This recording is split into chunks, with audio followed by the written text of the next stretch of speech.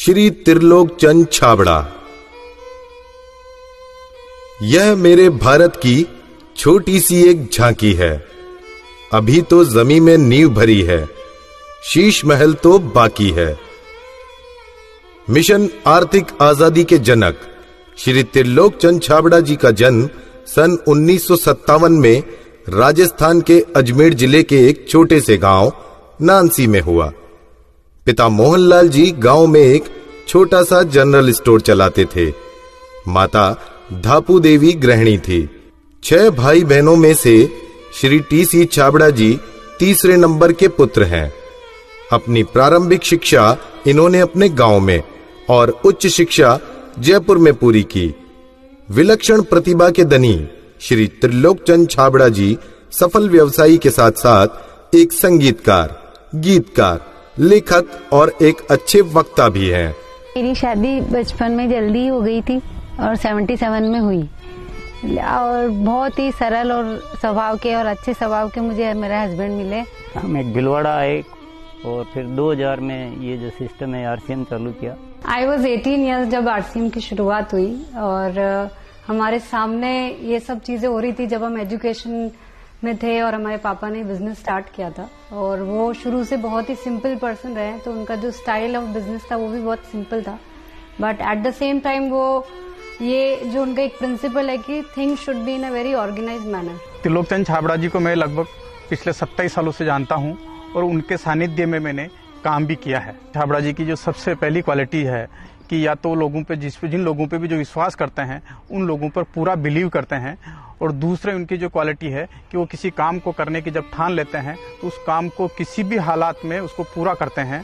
जब ये चालू किया था आरसीएम, उससे कुछ समय पहले कुछ सिस्टम यहाँ हिंदुस्तान में चलते थे जो जानकारी में आए, तो एक दिमाग में पता नहीं एकदम विचार से आया कि ये तो बड़ा सुंदर सिस्टम है।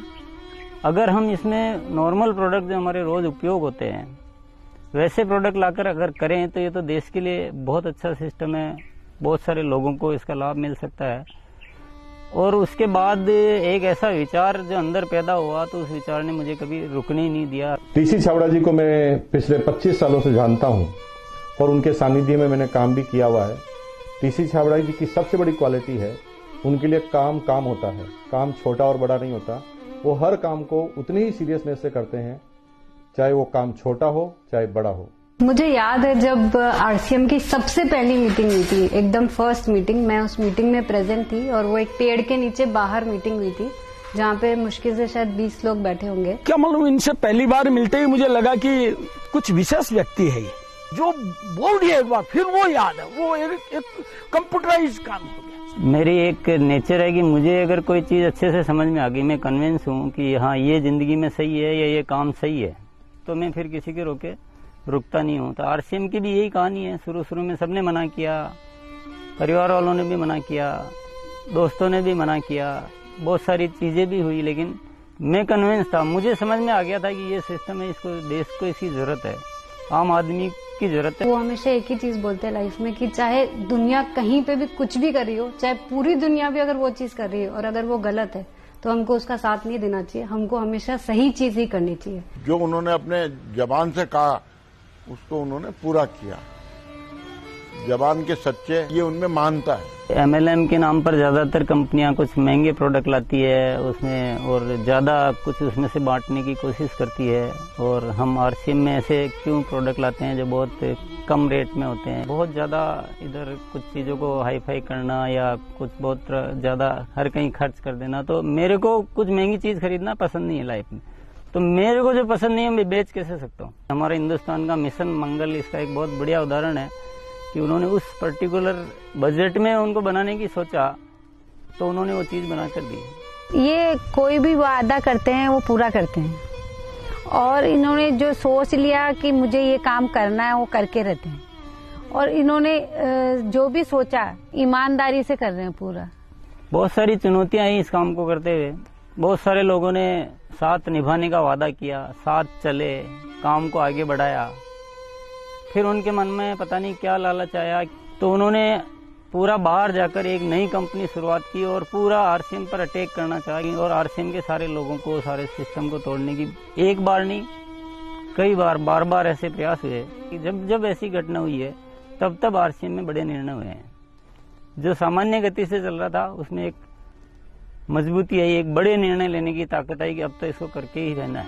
वो बहुत कम बोलते हैं और बोलते हैं वो एकदम सत्य और सीमित मात्रा में। डायरेक्ट सेलिंग सिस्टम में एक बहुत बड़ी बात सीखने को मिली कि लोगों को कभी भी आप ओवर कमिटमेंट मत करो। 2011 में जो हमारे साथ में ये गवर्नमेंट का हुआ उसमें बहुत अलग हमारे पर इफेक्ट हुआ इस चीज का कि ये भी होता है क्या लाइफ में ऐसा। और वो ये जो एक फेज था वो बिल्कुल बहुत कठिनाई का दौर था, बहुत खराब स्थिति से हमें गुजरना पड़ा। मेरे परिवार पर संकट आए और परिवार से ज्यादा जो हमारे जो टीम है, हमारे जो इतना बड़ा हिंदुस्तान में परिवार बन चुका था, उसको सबको दिक्कतें आई। लेकिन एक मन में विश्वास था कि आखिर जो सत्य वो तो सामने आएगा। ऐसा ट्रैजिक पीरियड आया था कि पूरी दुनिया ने ही बोल सकते साथ छोड़ दिया। इनफैक्ट जो एकदम अपने बोलने के लिए होते हैं उन लोगों ने भी साथ छोड़ दिया। लेकिन पापा की वो जो हिम्मत थी और जब भी हमने उसके बाद या उस दौरान जब भी हमको मौका मिला उनसे बात करने का, उन्होंने एक ही चीज बस हमको बोली थी कि सब कुछ ठीक होगा क्योंकि हमने कुछ गलत नहीं किया किसी के साथ। हमारे जो आरसीएम परिवार है उनका इतना विश्वास था कि उन्होंने 1 साल इंतजार किया और पूरा डटे रहे। और जब उनका इतना विश्वास था तो उस विश्वास में इतनी ताकत आ गई और ये सब चीजें, जो भी संकट का समय था वो निकला और अब सब चीजें धीरे धीरे अच्छी हो रही है। ऐसे साथी मुझे इस सिस्टम की वजह से मिले। आज इतनी बड़ी सेना कह सकते हैं, इतना बड़ा परिवार कह सकते हैं देश के कोने कोने में, और उसमें इतने जो संस्कार बने हैं, ये हमारे लिए एक बहुत खुशी की बात है। इतना बड़ा व्यापार उद्योग धंधा होने के बावजूद, इतनी बड़ा साम्राज्य होने के बाद भी उनमें तनिक भर भी अहंकार या पैसा होने का घमंड दिखलाई नहीं देता है। ये उनकी सादगी और उनकी मानता को दर्शाता है। मुझे मेरे फादर इन लॉ की एक क्वालिटी सबसे अच्छी लगती है कि वो आज इतना बड़ा बिजनेस करने के बावजूद भी वो इतने डाउन टू अर्थ है कि किसी को भी विश्वास नहीं होता जब मैं उन्हें उनकी बातें, उनके किस्से सुनाती हूँ। एक छोटी सी बात ले लीजिए, अगर हम जब भी खाना खाते हैं हम डाइनिंग टेबल में बैठ के खाते हैं, पर वो आज भी प्रेफर करते हैं कि हम जमीन पे उनके साथ बैठ के उनके साथ भोजन करें। त्रिलोकचंद जी छाबड़ा एक व्यक्ति नहीं, आंदोलन है। उनके जीवन में उन्होंने बहुत संघर्ष तो किया ही है, लेकिन सबसे बड़ी बात उनमें है सादगी और सच्चाई।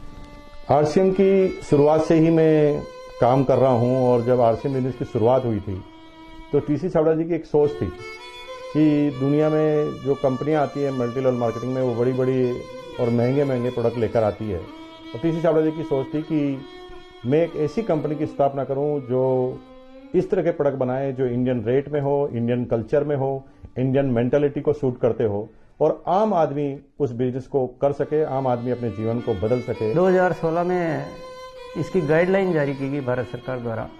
उसके बाद से इसमें काफ़ी स्पष्टता आ चुकी है। उसके बाद हमने पूरे सिस्टम सेट किए, हमने पूरे टेक्नीशियंस सेट किए, हमने लेबोरेटरी सेट की और इतना बड़ा सेटअप हो चुका है कि आज हमारे आरसीएम की प्रोडक्ट रेंज में करीब 400 प्रोडक्ट शामिल हो चुके हैं और आगे ये श्रृंखला चालू है। आरसीएम क्यों अपनी ओन मैन्युफैक्चरिंग इकाइयां स्थापित करता है या अपना सेटअप क्यों लगाता है, इसके पीछे जो मुख्य कारण है कि आरसीएम ने अपने प्रोडक्ट डेवलपमेंट में 4 कमिटमेंट कर रखे हैं कि ये चारों चीजें हमेशा रहेगी। पहली चीज है प्रोडक्ट उपयोगी होंगे, दूसरा स्वास्थ्य के लिए अच्छे होंगे, क्वालिटी नंबर 1 होगी और रेट बहुत रीजनेबल होगी।